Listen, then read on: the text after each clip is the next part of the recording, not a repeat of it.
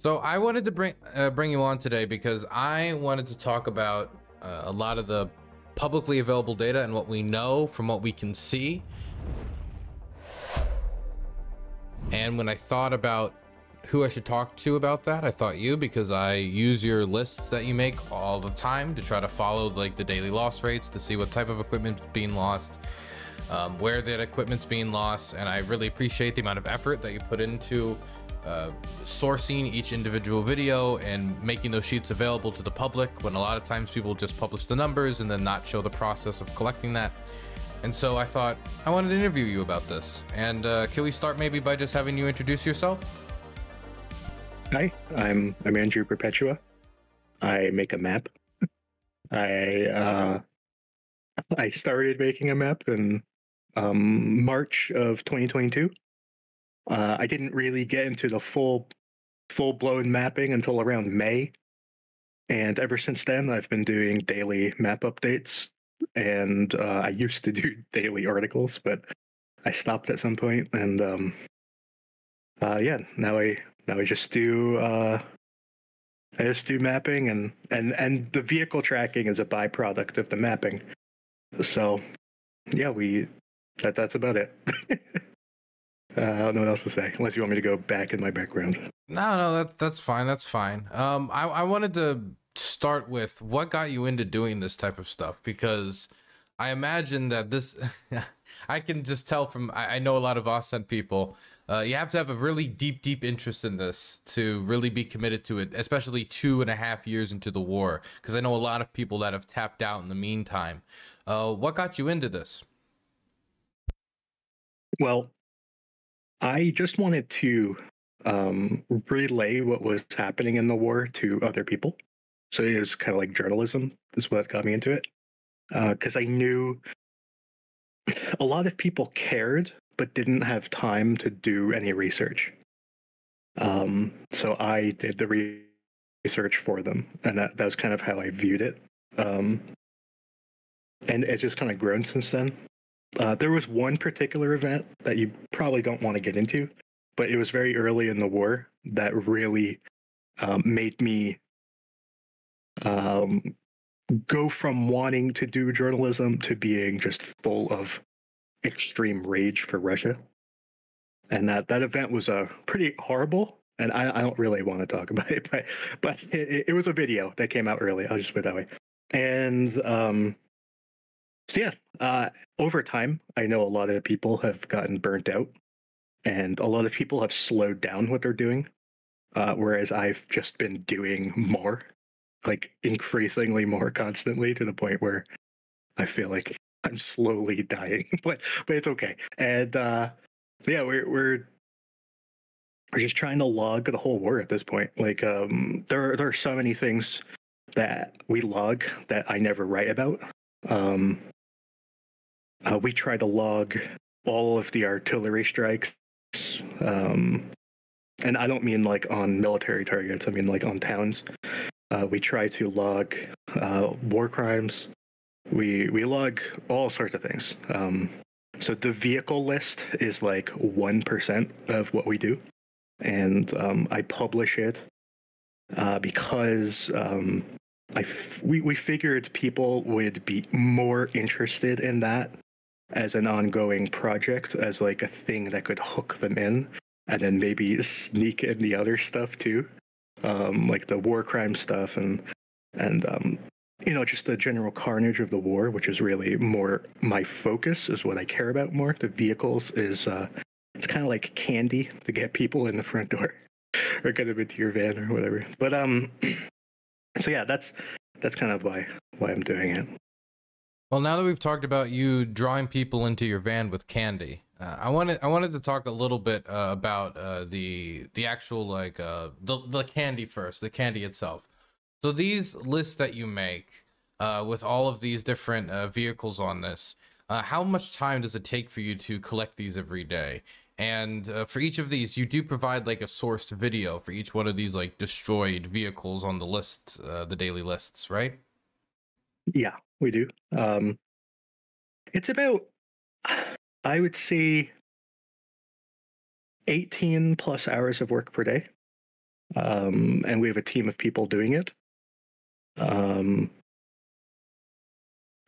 between all of us, it's I don't know, like 50, 60, 70 hours a day of work split across the people. And so yeah, like me personally, I do like 18 hours a day. Not just to publish these vehicle lists, of course, but to do everything. No, it's to do everything. The vehicles are just part of it, you know. It's hard to like separate it out because we collect every video we can find, right? We analyze it. We analyze it on a depth that I don't think anyone else is doing. We track every single artillery shell. We track every single MLRL rocket. So we track the movement of infantry. We track, where the vehicles are moving. So we're tracking it on a scale that most people don't do. It's like, so we're really trying to build a view of the war that is as complete as we can make it. And at the moment, our main limitation is labor. like there's not enough time in the day, but we're doing our best. So yeah, the tracking the vehicle kills is just one tiny part of it. Yeah. Have you noticed? And going back and seeing if a vehicle's a duplicate is probably the hardest part. Do groups that publish this type of data regularly publish like duplicates that you've noticed? Well, everyone tries to avoid duplicates, but it's hard. It's hard.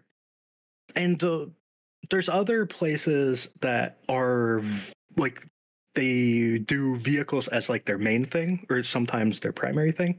I don't know if anyone does it as their only thing, but they do it as their primary thing. So their vehicles are like front and center. They care, like they have a ton of people just working on vehicles, and they might have, one person who is an expert on one area and another person expert on another area, and they all work together.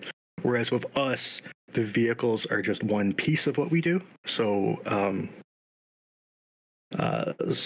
we probably make more errors than they do. But we do correct them. Like that's another thing is that like the document is like a living, breathing document that's updated constantly. So like I post snapshots of it, but the snapshot is not the total document, So the database is whenever we see an error, we fix it. So yeah. So let's get through some of this candy first, so we can move on to the rest of the stuff. Because I wanted to talk to you about troop rotations and stuff like some of the more niche reasons as to like some of the failures on the front right now. But first, just like talking about this data, are there any trends that you've noticed from working on these lists, these vehicle lists, that have stood out to you about like the type of vehicles that are being lost, or like the just anything that stood out to you that you might think is worth mentioning? One thing that I found interesting is that over this spring, like towards the end of winter and spring, Russia just burned through so many infantry fighting vehicles. Like there was just this massive uptick in infantry fighting vehicle losses, mostly BMPs, but also BTRs. So that I found interesting. And then during the course of that like big period of losses, you started to see them. They started turning tanks into like armored personnel carriers. And at first, I think a lot of people thought that those tanks were being like they were giving them added armor, which I thought from the beginning was false, and I think it's been proven that they were not adding armor; that they were just like building a compartment to store their infantry. So yeah, that's been something that has been interesting to me. So they saw the uptick in infantry fighting vehicle losses, and then they started converting tanks into armed personnel carriers. They've been converting BMPs into APCs by ripping the turret out and cutting the back of the vehicle off and building a box that you can stand in. We call them bathtub tanks, but I think we're going to probably see more of those going forward. They're somewhat rare, but I think we're probably going to see more as time goes on. And they'll probably run out of spare parts and the ability to repair BMPs. And then of course we see more golf carts and motorcycles. So it's been this like steady degradation of their mechanized infantry, losing all their vehicles. So when did this? You said there's an uptick in the loss of IFVs, BMP 1s, 2s, 3s, etc., and other infantry fighting vehicles. When did this uptick start to occur? Was it around a certain offensive? Was this when they started trying to add more pressure in the spring and early summer? Yeah, it was towards the end of winter. It was, I can't remember the exact dates. I guess it was towards the end of Avdiivka, maybe even like after Avdiivka. Is when they really started just like losing infantry fighting vehicles.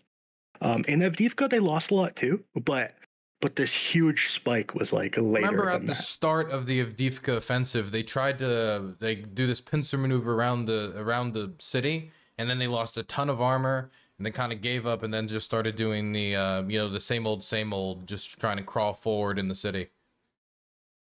Yeah, there was kind of the original like first attacks in Novomikhailivka. Those started in like September and then on through December, and they lost like 300 vehicles in that. A lot of them were infantry fighting vehicles, but also like MTLBs and tanks. And then they did that big push around Avdiivka where they tried to go through the south, and they lost like a lot of BMP 1s there. And then they tried to go through the north towards like Berdichi. And you could kind of see like the way that they wrote their propaganda. I think the Russians thought that they would capture Berdichi on the first day of the offensive, which did not happen at all. And in fact, it took them like months and months and months to capture it.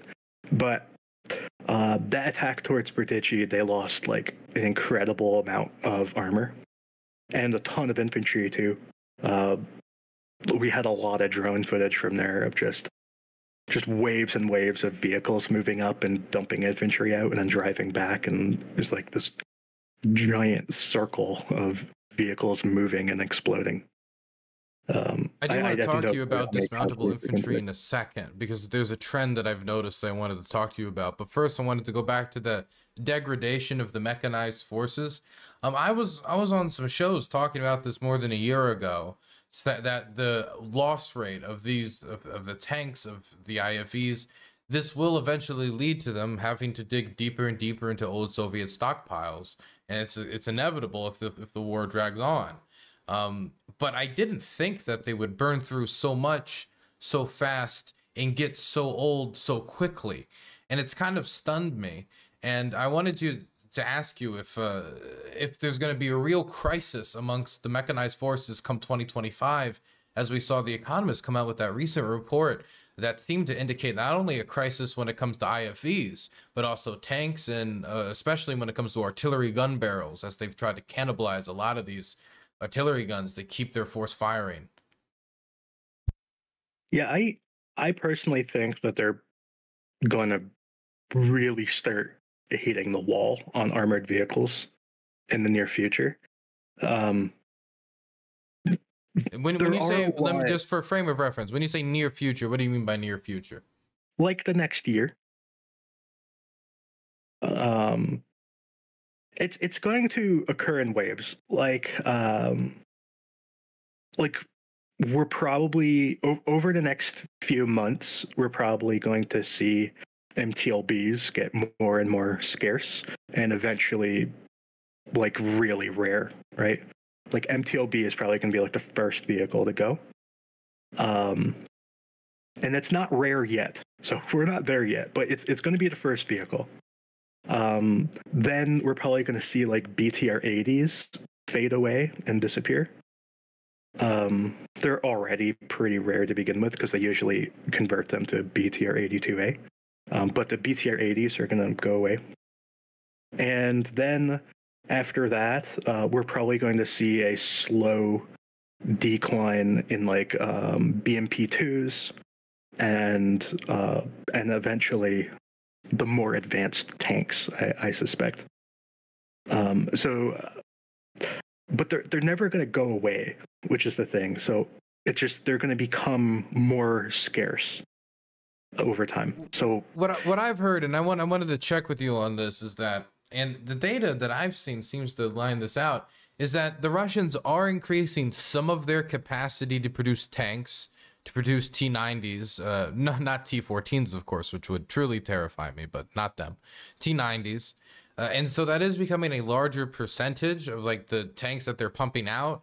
But the vast majority are tanks that have been repurposed from old Soviet stockpiles. And so you're seeing more and more T-64s, less T-72s, but also more T-90s. And so you're getting this weird gap in tank history almost, where the Army's seemingly going to be dominated by T-64 tanks and T-90 tanks. A weird conglomeration of new Russian armor and old Russian armor. Yeah, the T-62s are probably going to become much more common in the medium term. In the long term, they're not going to be common because there aren't that many of them. But in the medium term, they're going to be common because they're being preferentially upgraded and modernized. So once they run out, I believe that there's a large stock of T-72Bs, I believe. And they're probably going to start going through them once the T-62s are out. I don't think anyone knows why they're not doing the T-72s first. There might be some technical reason. I don't think anyone has an answer to that. Could it be? And I mean, I'm guessing here, and I know this is all speculation. You can't answer, but I mean, Russia is a gigantic country. They assumedly need to have some tanks in reserve at all time in case there's a security crisis elsewhere, right? Some riots in Kazakhstan or something. Yeah, yeah. they do. Russia has a way of making a lot of enemies at all times. So yeah, you'd think so, but at the same time, I'm not sure that those T-72s are capable of fighting. They would have to be like refurbished and upgraded. There might be some technical reason why they're preferentially doing the T-62. Like, I believe a few years ago, they did a modernization project for the T-62. So maybe they just had all the tooling set up and ready to go. Like maybe that could be it. It could, or maybe, maybe they have to like reset the factories to start building stuff for a T-72. Like I don't actually know why they're not doing the T-72s, but they do have a stockpile of T-72s. They have a stockpile of T-80s, which, from what I understand, require a lot more maintenance or a lot more upgrades to get into fighting condition.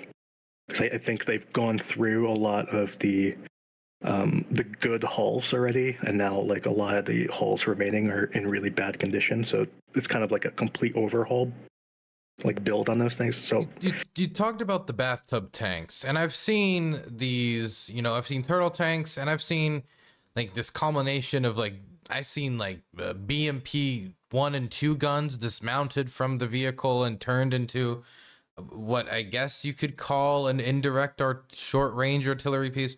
I've seen a lot of like, I guess you could say MacGyvering out in the field. Is that going to become more common as this war goes on with the Russian forces and they're running out of this clean, well-maintained Soviet stock that they can pull from? And what type of, if that is going to become more common, what do you think that'll materialize as? What do you think the Russian army is going to do with the metal they have left? What are they going to craft it into? Man, it's hard to know what crafty thing they'll come up with next, because they do some weird stuff. A lot of the things they do appear to be more for morale than for a military purpose. So I don't know, man. Maybe they'll start putting totems on it. I don't know. Whatever makes them feel better about themselves. Totems. The bathtub tanks are truly bizarre. Because could you send me an example of a bathtub tank so I could show people? Let's see if I can find one. um, yeah, they're basically just. Oh, yeah. I have. Do you want just a screenshot or a video? You can send me a screenshot. Either's fine. I can show either. Okay. Oh, that's not a good screenshot. It's just the bathtub tank exploding. It's not great unless you want to see a fireball. Here, I'll have to open up the video and get a better screenshot. Yeah, it's basically they just chop the top of the BMP off, so there's no armor on the top. So it's just like it looks like a bathtub. It's just armor on the outside and nothing on the top. And man, this is it's hard to you have to have a keen eye for this one, I guess. It's hard to see exactly what this image is showing because it kind of looks like it's just oh, the top blew off here. It kind of looks like it's just a BMP, but it's not because there's no roof. It's like a, you know, like imagine like a convertible car. You take the roof off. Yeah, I see it. This is weird though. Yeah. I mean, it's a convertible in that they chopped the roof off, but then they put like a garden shed on top. That so it's like doesn't feel like especially strong armor. No. Here's an even better picture. My goodness. How common are these things becoming? Because, I mean, it probably is not inspiring much confidence in the troops if this is what you're given to march into the enemy lines where Bradleys could be lurking. Yeah, I mean, they're not that common. They never were common, but they're getting more common. But by saying they're getting more common, it's not saying they're common, okay? They're extremely rare. So it went from like never seeing them to seeing like one to seeing like three, okay? So, but I just get the feeling that this is going to happen more often in the future. I imagine the way this happens is that you have a working BMP. This is a BMP-1. So you have a working BMP, but the turret's broken. So what do? Just rip the turret out. You don't have a spare turret. So, I don't know. So now we have a BMP with no turret. I don't know. You just chop the top off, I guess, and like put a box in the back and like weld the box on and call it a day. My God. I don't know. I imagine that's how this happens. Well, it doesn't inspire confidence. I can say that much. On this loss data, because before I talk about like the disparity between Ukrainian and Russian losses, I did want to ask about the you know, talk about war crimes, and I did want to cover a few of these about the attacks on innocent trees and bushes that have been constant in all of your loss data. Because anytime I look at your loss data, every once in a while I'll see like tree, bush. Why am I seeing tree and bush in your loss data? It is because the Russians constantly post footage where they claim to destroy something that they clearly don't destroy. And I'm just sick of all the little Russian trolls out there messaging me saying, oh, you forgot this, they blew up a howitzer. So I put the video in and I say, I can't say it blew up a howitzer because I didn't, but it hit a tree. So you blew up a tree. Good job. Do you have like an official tally of trees and bushes attacked by the Russians from that you've included? I don't have a tally. I can tell you what they were. I could just search my database for tree. Got you. I see in the data for the 29th, the last one under other is tourist binoculars. Yeah, they blew up some tourist binoculars. Was it just like a tourist was just like perusing and they decided to go crazy? No, it was like by the way, it's 128 trees. No, it wasn't. No, it was the type of binoculars that you like mount like in a popular area that like you could just walk up I know what you're talking about. And you put a quarter in order to see like the mountainside or whatever. Yeah, okay, yeah. Well, that was obviously a threat to the Ruski Mir. Yeah, they blew up that with a FPV drone. Russia is now safer for having destroyed this evil enemy of the country. What's the weirdest thing you've included in one of these lists? I mean, I don't know, dude. The tourist, the binoculars are pretty weird. It is weird. It threw me a little. That's why I had to ask about it. The I don't know what is the weirdest thing. The binoculars are up there. They really are up there. I can't even think of anything more weird than that. Gotcha. Okay. Well, I want to ask you about the disparity between Russian and Ukrainian vehicle loss data, and then loss of manpower. So first, what can you say about the state of the ratio of losses? Because this has turned into a war of attrition in many ways. When it comes to the just how either side is advancing, how many artillery each side can bring down upon the position, how much they can grind down the other side. And with that being how the war is defined right now, this data is pretty important when thinking about the long game. So as of right now, what is the loss rate when you talk about like important armored vehicles like tanks, IFVs, etc.? Because I know the Russians are losing a lot, but the Ukrainians must be losing a lot to cause those losses. Yes.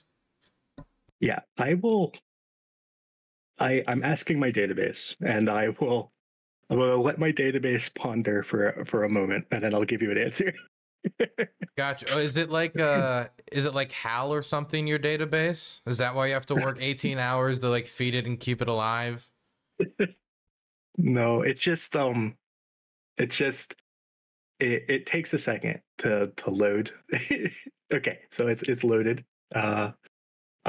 Because it's auto populating a bunch of different fields and stuff, and it's poorly written, and so it's like it auto generates all the charts and tables and etc. So it takes like 5 or 10 seconds to load, but it's here now. So in the past 361 days, which is what I arbitrarily entered, so this is it's basically from August 1st until yesterday, because today is not done yet. The loss ratio is about here, I'll even have it do the math so I don't estimate.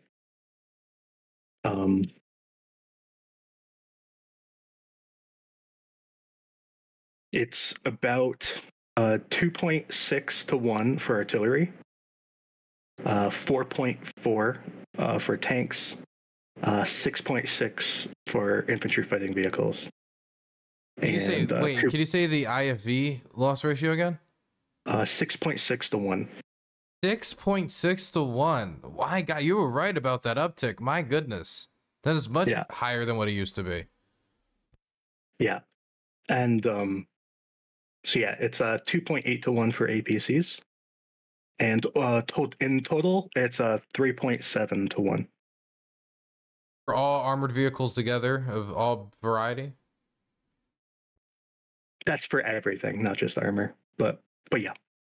So this is including air defense, recovery vehicles, engineering vehicles, and MREPs. So the areas where they're performing the worst, the Ukrainians, are artillery guns at 2.6 and APCs at 2.8. MREPs are probably the worst, but Russia doesn't really use MREPs, so it doesn't really count. But yeah, I guess artillery would be, artillery and APCs are and what are these in raw numbers in comparison? So for example, the infantry fighting vehicles is 1,636 to 247. That is stark. That really is stark.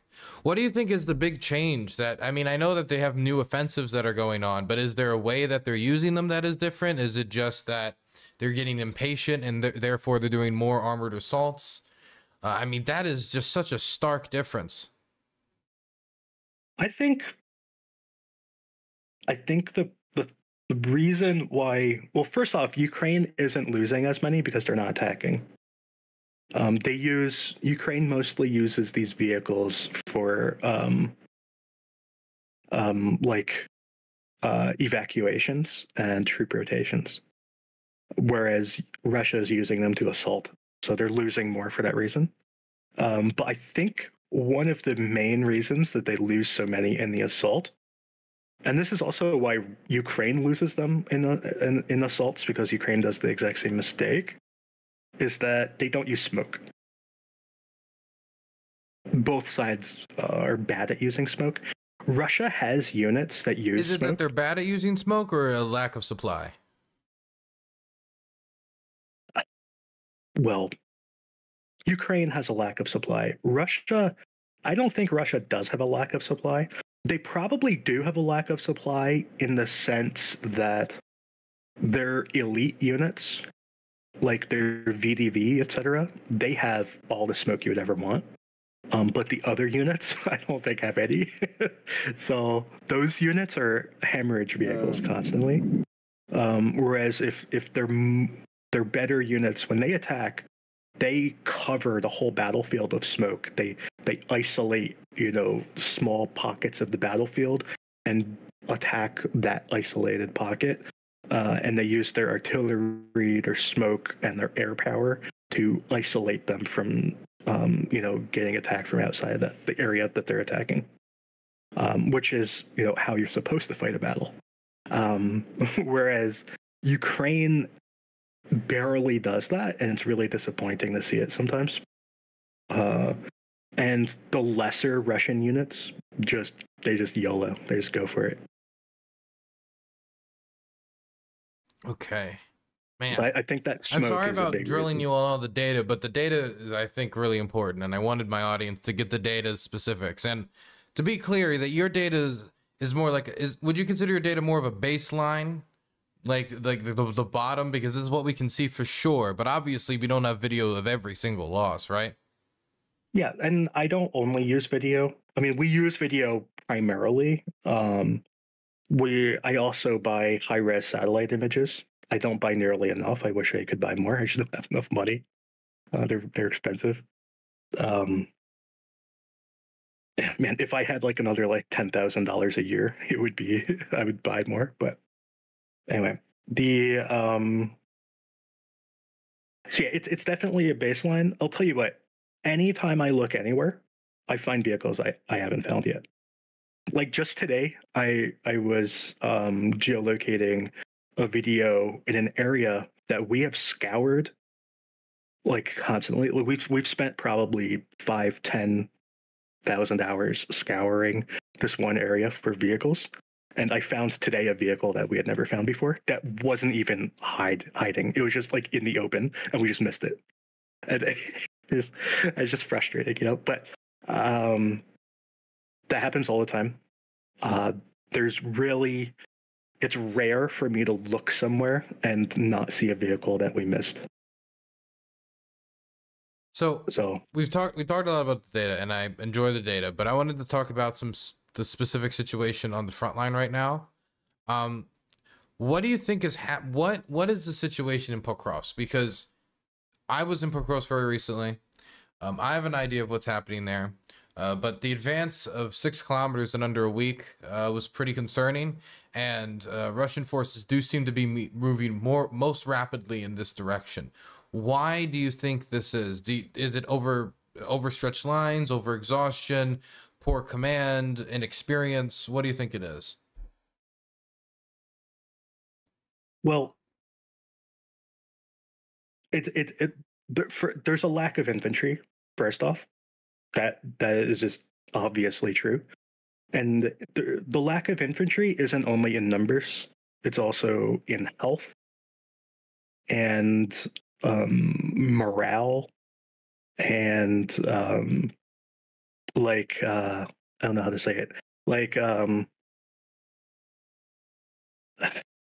I don't know. I don't know how else to say it. It's the enthusiasm to fight, I guess. I can't think of another way of saying that. I get what you're saying. People are just exhausted. That's the problem. They're tired. They need a break. Well, probably, to be honest, probably a lot of them need to just be taken out of combat. They're tapped out. They fought too long already. So there are things like that, and a lot of guys, a lot of them have a head trauma of some sort. Everyone has concussions. like rampant, like PTSD type stuff, and all of that takes a toll on you. And so it's just this is why you need to rotate your guys and give them rest, right? You have to rest and recuperate, and Ukraine doesn't have the forces to do that. But it's some people can talk about like command. It commands like decisions around rotation and mobilization. These decisions not be made way in advance or like in advance of these problems. But of course, like the Russians are taking advantage of this. The Russians are trying to make this the situation. While the Russians didn't take Volchamps and Lipsky, I was up there too, and you know it's an achievement that the Ukrainians were able to hold them back. The Ukrainians did have to redeploy troops, and now they have less reserves available to make up for these overexhaust units. Yeah. No? Yeah, and the other point I wanted to make is that it's there. Ukraine has a certain lack of experience in their officer corps, and there's a lot of ways that this is displayed, and one of those ways is these lack of troop rotations or messing up troop rotations and whatever. So Ukraine has its own problems, but Russia has its own problems too, right? So one of those problems is that the Russian advances may not actually be a good thing for them because of the losses and sacrifices they're making to move this far in the first place. So there's that thing today, I don't know if you saw it, it was like War Translated posted it this morning, where the infantry, he was talking about how the forces in this Pokrovsk area, the infantry there are practically spent, and they're like going to the bottom of the barrel to find bodies to keep on assaulting. I've heard that I've heard that there's now like cannibalization of certain parts of the Air Force to find infantry. Yeah. Of course, if they don't have enough ammunition for a mortar crew, then the mortar crew is now an infantry crew. Now, this is a problem that I've heard not only on the Russian side, though. I've heard this also on the Ukrainian side. I've heard stories, horror stories of people who were in artillery crews, and during the artillery shortage, they were repurposed into infantry crews, and then they got annihilated. So I know from personal experience that is a situation that almost certainly usually ends in disaster. Yeah, it's not a good look. Yeah, I know of a crew that they were artillery that was sent directly to the front of they're just handed a shovel and said good luck, you know. So yeah, Ukraine does it too. But yeah, the only point I want to make is that while the advances for Russia on paper look like really impressive, when you kind of dig down a little bit, they're making mistakes. Like, these advances are mistakes. They have when you're saying they're mistakes, problems. I don't think people, because from somebody could say that the Russians' goal right now is to take the rest of the Donbass so they can have built the land bridge to Crimea, have taken the Donbass, and then that could be like either a resting point for future advances, or like they could try to sell some victory. So why couldn't the Russians just presumably keep pushing, try to push on the Pokrovsk, then, wait through the winter, and then come 2025, continue? Because I've heard from a lot of people in the about what type of advances that are going on in the Pokrovsk area isn't just armored assaults, but armored vehicles parking out like 5 kilometers out, dropping 250 infantry off, and then they just advance from a few kilometers away. And if it's a village held up by 30 guys and you got 300 guys assaulting it, you might kill a lot of guys, but they'll take it. Like, why? Yeah, they take it. Why would this not work? Here's my point. Is that why advance like 8 kilometers in a week and stretch out your supply lines and take a ton of casualties when you could go like 6 kilometers this week, set up your supply lines, and then do 6 kilometers next week? Like, why just push everything out to the front and not worry about what's going on in your rear? Because what I see happening right now is that all of, especially the light-skinned vehicles that are trying to move up to supply When you these say light infantry skin, are to getting be clear, do annihilated. you mean like loafs and such? Yes. Yeah. There's loafs, there's trucks, like Kamaz, Urals, there's MTOBs, like all those sorts of things. They're getting annihilated trying to supply these infantry. What are they getting And annihilated by usually? mostly drones, from what I see, and probably also artillery, but they don't show that.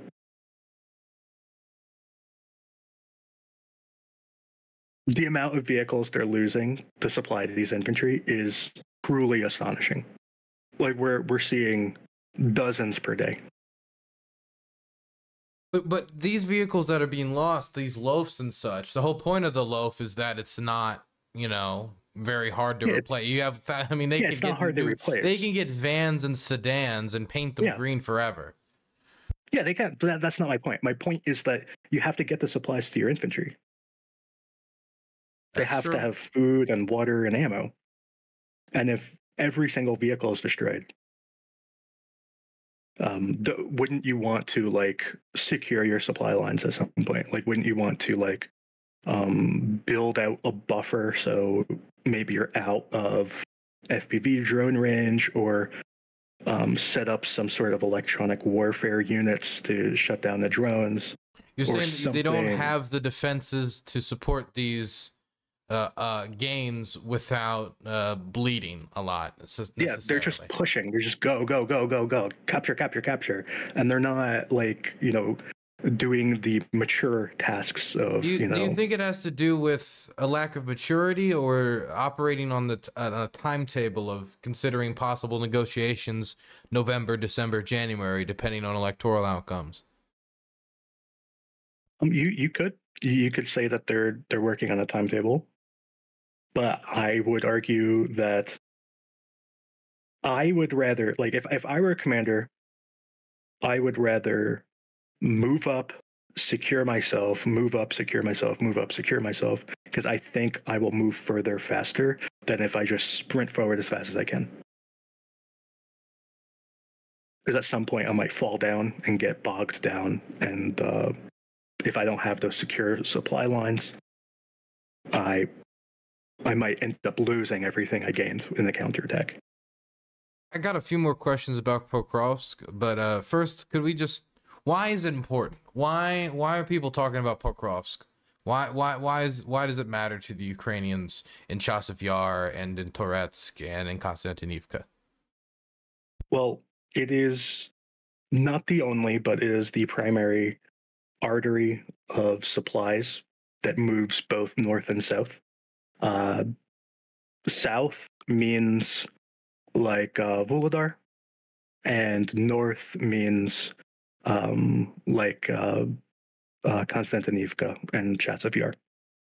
So it is a hub that's been used as a major hub for a long time, basically since the start of the invasion. And Russia wants to break both legs of those supply lines, and they've wanted to do that for a long time. I think if Russia had its way, it would have done this going south through Mariinka and Kharkova and go that way. I think that's what they really wanted, but they can't. The defense is there too strong. So they're doing their second best option, which is going north through Avdiivka and now what we're seeing now towards Pokrovsk. To push from Avdiivka into Pokrovsk, you said they're taking a lot of losses, a lot of like unsustainable losses.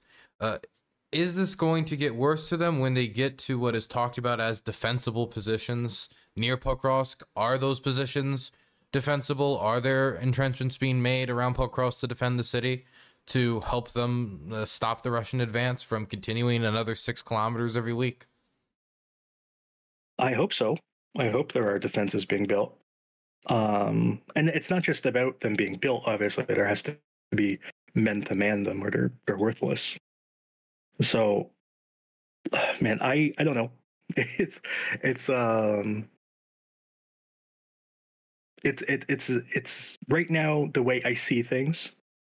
I don't think Russia is going to be able to advance in this pace much longer, due to their casualties. I think they're going to have to regroup, and in that regrouping, I think Ukraine can use their advantages in ranged combat, mostly through drones, but also they have artillery that's pretty good, and maybe even air power.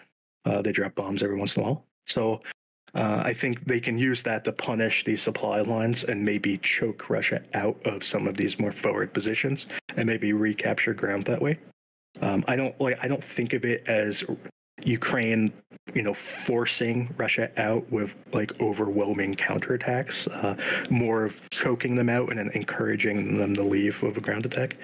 So making it unsustainable to keep what they have.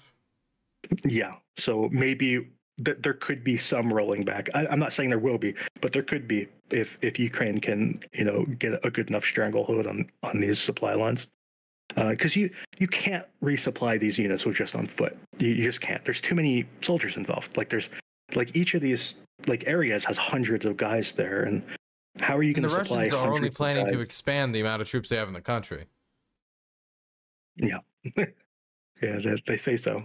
I don't know if that's feasible on their part, but maybe. Why wouldn't that be feasible? I'm not sure they can recruit them. What do you think of their new increasing of the entrance pay? I think it was about 1,500 before or something, and now it's 4,100 as a starting pay. They're increasing it because people didn't want the old price and stopped signing up. So it's I don't know. Maybe the problem with maintaining like current recruitment levels. Yes. Yeah, maybe there is like some elastic relationship between the price and recruitment. But I kind of think there will be a point where increasing the price won't get more people. Money doesn't matter if you're dead. Yeah. Yeah. So like early on, it was much easier for them, right? Like they were offering money. It was much less money, and people were signing up because they're desperate, or like some of them were signing up just because they believed in the cause. Like all those people are gone now. So now people are just in it for the money, and they have to balance things. I don't know if you saw, I think yesterday or today, or I don't know, days all run together for me at this point, but Russia, I believe, I don't know if they passed it or if they're just working on passing it in the future, but they want to make it so that anyone who gets a citizenship in Russia has to sign up to for the draft, I think, to join the armed forces, and I guess go to Ukraine. So and if you don't sign up, you lose your citizenship. What do you think about their efforts to recruit overseas foreigners, Sri Lankans, Africans, Nepalese, etc.? Do you think that has any possibility to make up the gap in domestic recruitment? I don't think so. I don't think you can get the numbers. Like, do you think they can get like 20,000-30,000 Africans a month? I don't think they can do it. I mean, they're already getting protests from the Sri Lankan government already. If they're already diplomatically isolated, they're getting protests from the Serbian government. I think even if those governments didn't care, which they obviously do care, but even if they didn't care, I don't think you'd get more than like a few thousand a month, and that at that point it wouldn't make a difference. You'd need a lot more than a few thousand a month. Do you think Russia can maintain current recruitment levels for long? I don't know. I'm not sure what their current recruitment numbers are. I think they lie about their numbers. I'm not sure what the truth is. I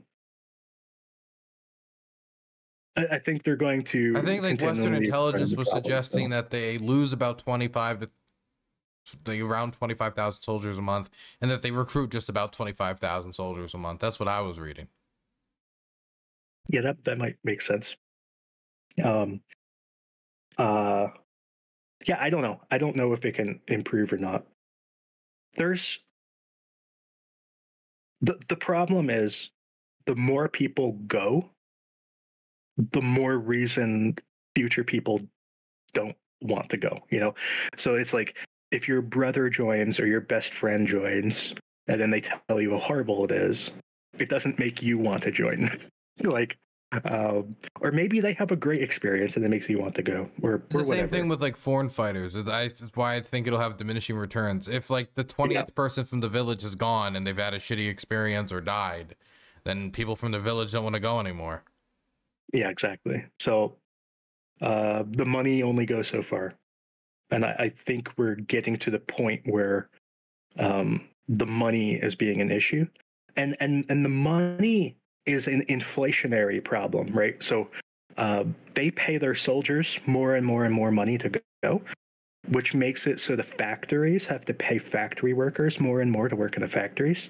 And then the factory workers are then spending all of that money in the shops and stuff, which is driving up prices. And then eventually everyone ends up making more money, which obviously there's no increase in wealth. So you're not actually making more money. It's just inflation. So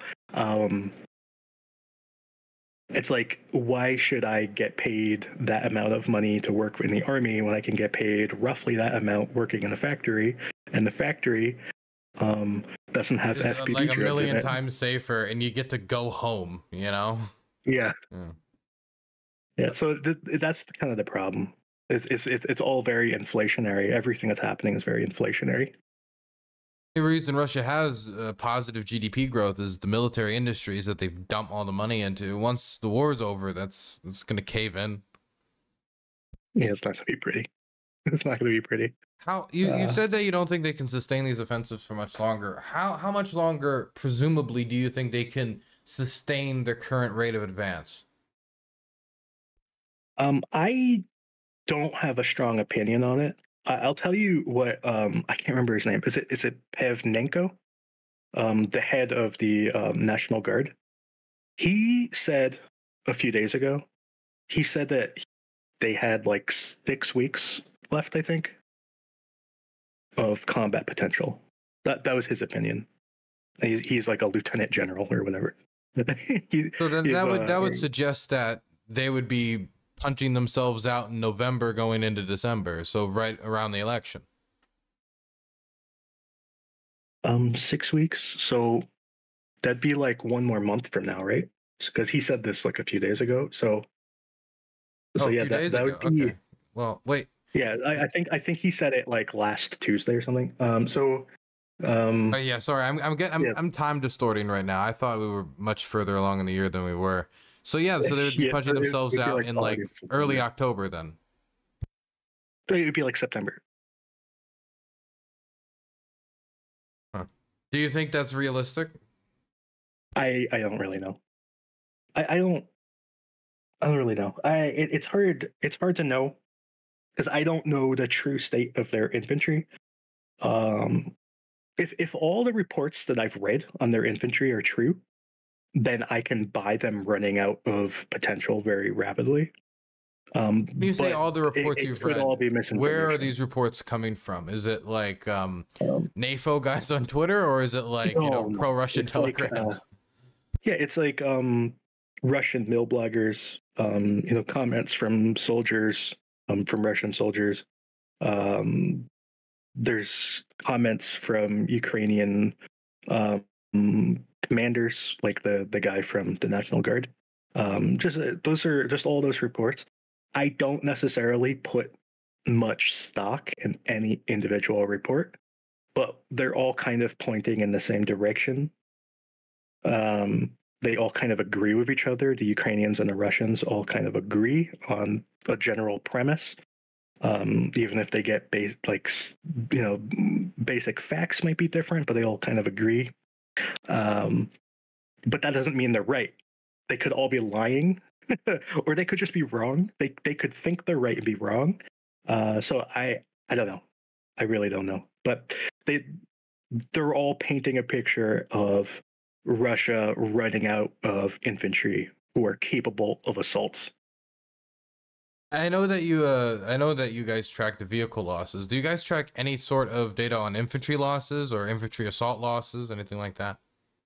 No, we've thought about it before, but we just don't have enough time in a day. We probably could do it. We're probably the best suited people to do it, given how much footage we go through and how carefully we log it already. And in theory, someone could go through our database and get all the numbers retroactively. And we've thought about starting to do it, but we don't do it as of now. Okay. Is there any takeaways you could make about the Russian infantry and the assaults and the prices that they're paying when it comes not to the vehicles but to the infantry, to the because what I'm reading is similar to what you're reading, is that the Russians have a problem of just getting soldiers out there to the point where they're taking soldiers that should probably be recovering somewhere and just sending them back into assaults because they don't have the manpower, or they're doing like weird transfers and bureaucratic nonsense to get like add-ons to assaults where they don't have enough troops from other units, like just a bunch of bureaucratic nonsense to scrape the barrel basically. Yeah, when I see their assaults, and obviously I can only see what I see. I don't see everything. I just see what's available to see. So when I see their assaults, I see extremely high casualties and even successful assaults. The fewest casualties you see are in basic trench attacks, like assaulting a trench. Those usually have pretty low casualties for the attacker. It's not so hard to take the trench in the first place. What's hard is holding the trench. So once you're in the trench, you start getting bombarded. And like traditionally, you shoot them with artillery, but now you hit them with drones. Especially things like incendiary drones or thermobaric bombs, and also just like grenades and stuff. So that's more where you see the casualties kind of mounting up, or in these like post-capture bombardments. And then the other sort of high casualty event that we see is when infantry are moving in across large fields and things like that, where, I mean, we see some attacks where it has to be close to 80+% of the infantry are killed in the assault. So some of these assaults more or less are common than it used to be?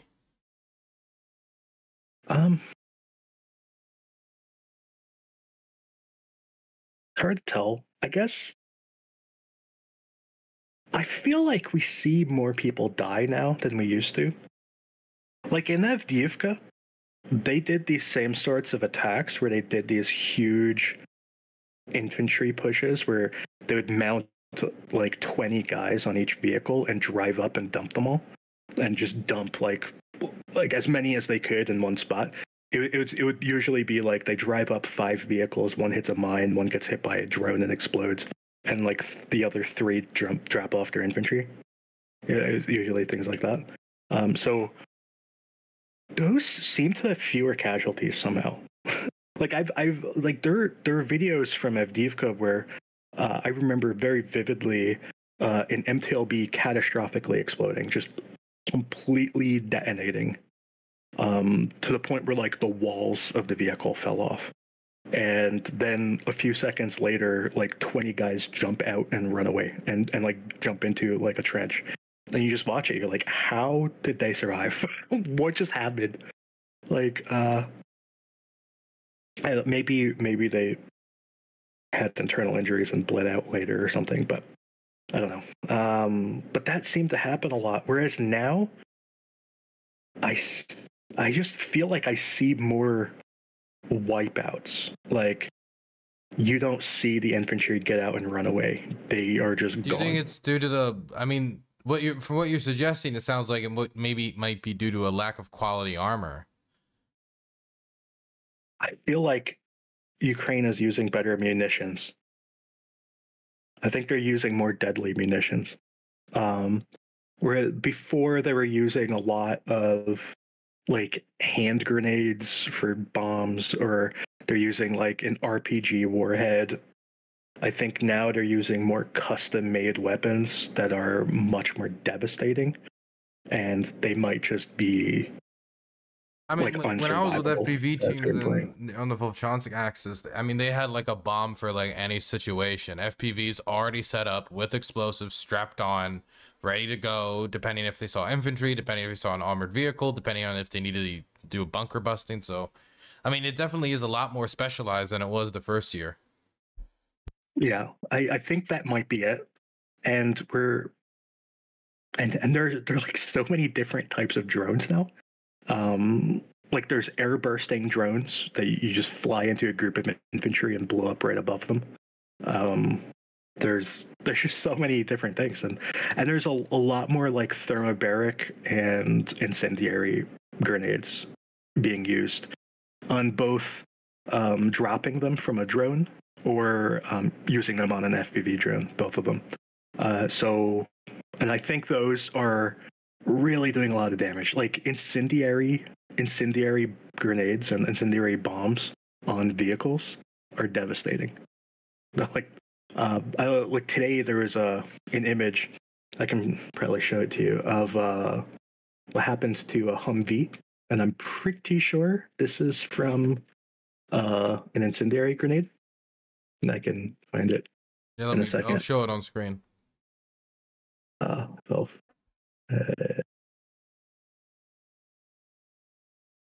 see if I can. Nope, that's not it. there are a number of Humvees destroyed today, so I'm trying to find the right one.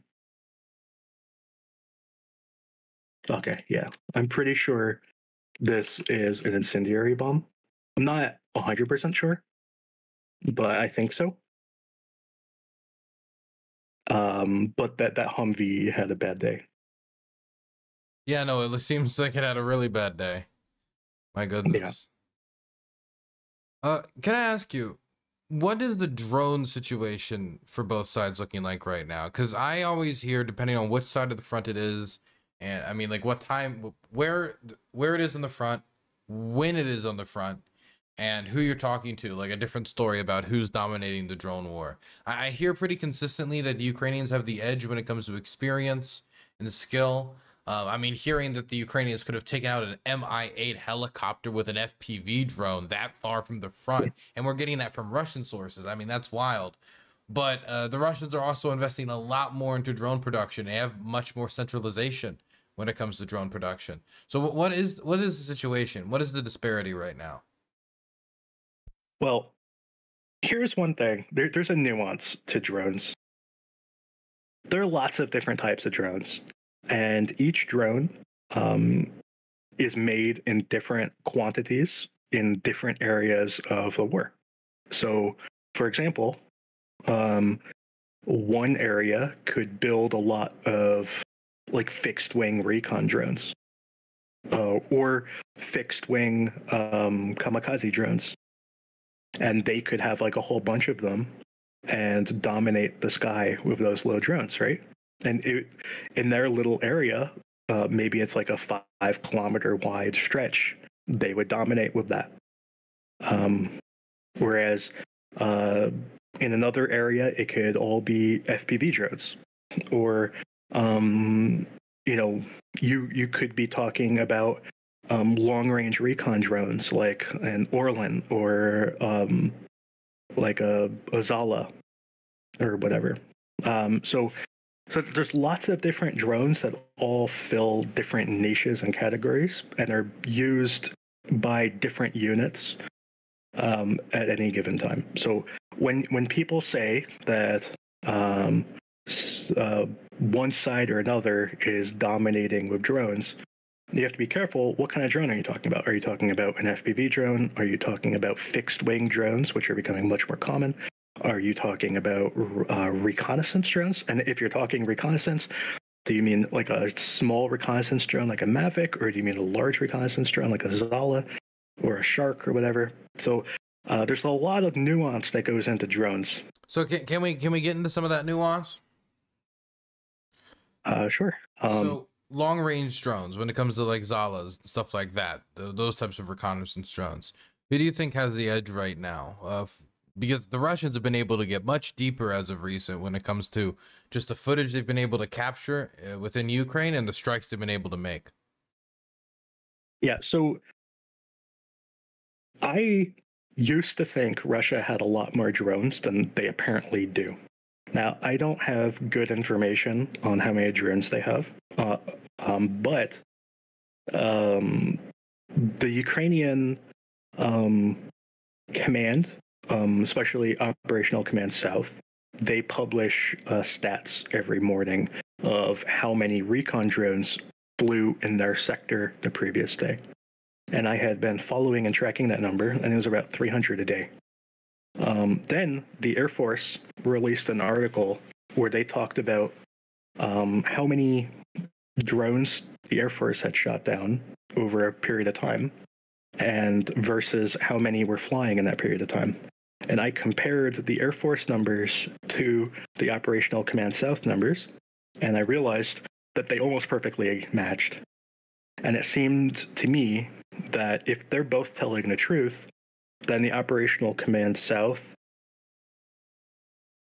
their number represents all of Ukraine and not just their area of Ukraine.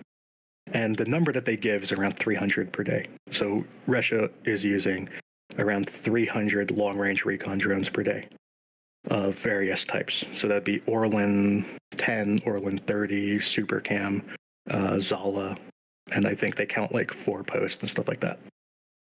So it'd be 300 a day, which I thought they were flying a lot more than that. I've also seen some images that I think leak is the wrong word, but they're from the Ukrainian internal systems. I don't think they're leaked out. I think they're published intentionally that showed every Russian drone flying in that moment in time. And I did not count them, but there were fewer than 300, which made me think that 300 might be a reasonable number. So maybe they fly, 50 at a time, and then they have to like land and, refill on fuel and send out 50 more to replace them, and just kind of rotate like that. Maybe that's what they're doing. If you were to compare that number to what the Ukrainians can put out when it comes to long-range recon drones, that would still be a disparity, though, no? I don't know how many recon drones Ukraine has, but if Russia is only using 300 a day, I don't know how many Ukraine has, but I imagine Ukraine could use 300 a day if they wanted to. Like 300 is not that many. The Russian government recently said, it was some Russian government official, which suit it is, it doesn't really matter, but they said something along the lines of that Russia is producing about 4,000 FPV drones a month. I believe it might have been referencing to volunteer efforts, but I heard that number, I read that number, and kind of perplexed me. I thought the number might be bigger or would be bigger than the amount that they were saying. And that number might be wrong, of course, because they have been known to fudge the numbers. How would you estimate how the Russians have grown in capacity in FPV strikes? Have you been noticing a lot more videos from their side? Do you mean 4,000 or do you mean 40,000? No, I'm at 4,000. 4,000 is such a tiny number. Yeah, that's why it confused me. I heard 4,000 a month, and he said it with pride, and I was confused. Yeah, I can't imagine that possibly being true. Maybe like for like one group of people, it would be 4,000. Maybe. Like I know like Ukrainian drone producers that make around 4,000 per month just by themselves. So that number could make sense for like a company, but not the total for Russia, I don't think. So I think I found it. The MOD said it was 4,000 a day. I said 4,000 a month. Okay. The Russian defense minister, the new economist guy. 4,000 a day? I could see that. It's like a lot. That's a lot, but it's within the realm of possibility to see 4,000 a day. That would be like $1.5 million a year. I think, honestly, maybe 4,000 a day would be low. Maybe it is. Maybe it is accurate, because I think Ukraine might use more than 4,000 a day. Honestly, I don't know the exact numbers for Ukraine. Like the exact numbers are like really hard to know, you know. But last year, from what I understood from the information I could see, last year, like at the end of the year, Ukraine was on pace to use 1 million drones per year. I'm not saying they used 1 million drones, but if they, like in December of last year, if they used that number of drones as they did in December every month, it would be like about 1 million. So I believe Ukraine has increased their production of drones since then. So if you're going to say that Ukraine could be on pace to use 1.5 million, that seems reasonable to me. So I don't know. I don't know that the actual ratio of who uses how many drones. I know that Ukraine appears to be better at adapting their drones to different environments, like different EW environments, by changing their antennas, by changing their operational frequencies. They're much more agile at doing that sort of thing. And I think that's partially because there's like a shorter distance between the end user and the producer, so the end user can talk to the producer and they kind of go back and forth, and they can make changes. I think a lot of the drones that Ukraine uses are built in a manner that you can swap out antennas and things like that for these sorts of adjustments. And you have to keep in mind that there are a lot of drone producers in Ukraine, and different drone producers produce different drones. So what could be true for one type of drone may not be true for another type of drone. So just keep that in mind. I think a lot of people like learn one drone and then apply it to all drones when that's not really appropriate. But from what I understand, the Russian drones, there's a much bigger distance between the end user and the producer. So from what I've heard is that the Russian drones are harder to modify to use different antennas and frequencies. So, and for that reason, they're more susceptible to electronic warfare. But the Russians are trying to make better drones at the same time. And I think they are generally behind what Ukraine is doing. I think Ukraine is more advanced than Russia. They're not more advanced in all ways than Russia. Russia is better than Ukraine at doing certain things. I think Russia is more willing to spend money on their drones than Ukraine is. And for that reason, they can end up with better night vision, for example, better thermal cameras, and things like that, which I'm not sure if it makes the drone better at doing its job, but it improves the user experience, at least for the pilot and for the viewer. So, yeah, that's kind of all I know. Okay, I only got 2 more questions, and then we can wrap up. The first one is of the vehicle losses that you are seeing and that you are documenting, what percentage of them are being destroyed by FPVs? Are FPVs making up a lot still for the Ukrainians for a shortage of artillery? I don't know off the top of my head the fraction that are destroyed by FPVs. Broad strokes. But FPV is the primary, well, one of the primary ways that you destroy a vehicle. Probably the most common, I would imagine, probably the most common way. It's not necessarily the most common way of disabling a vehicle, because very often FPV drones are sent in to finish off a vehicle that's already abandoned.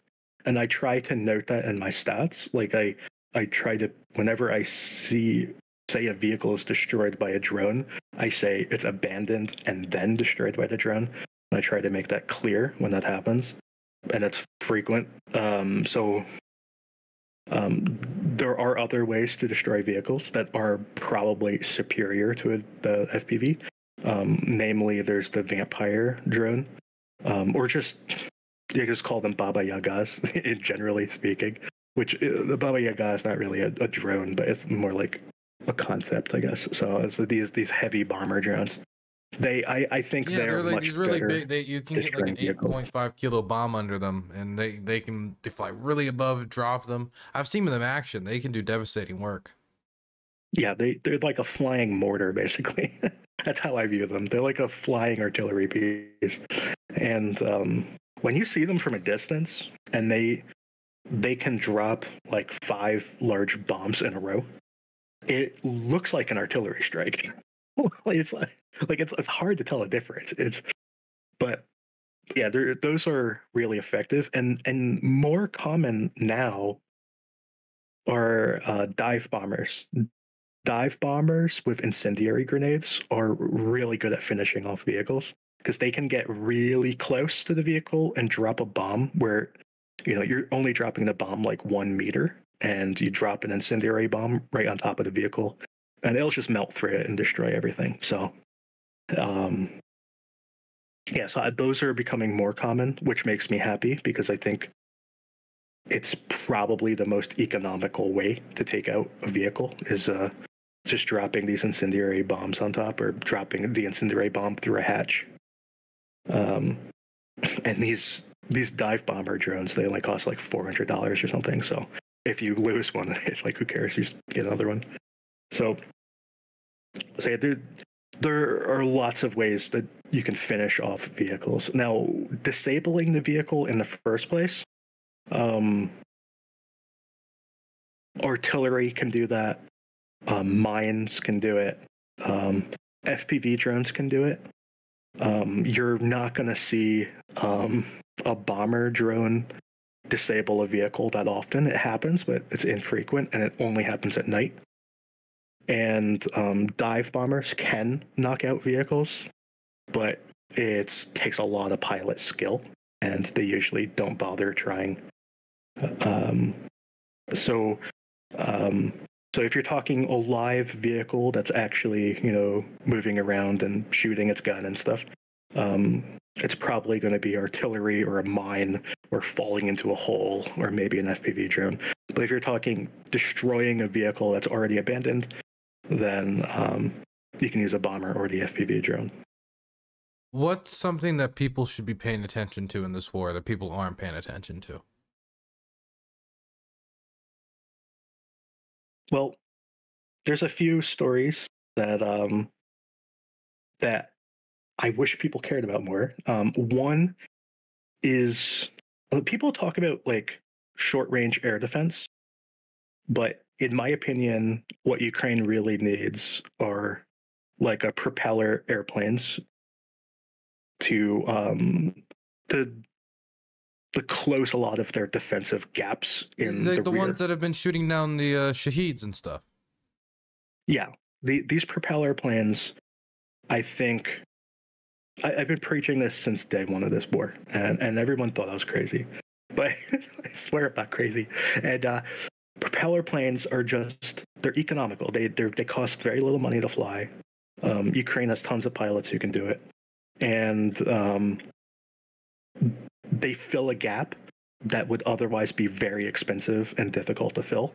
Because otherwise you need like a ton of Gepards, or you need like Avengers, or like fighter jets. All these things are really expensive and scarce.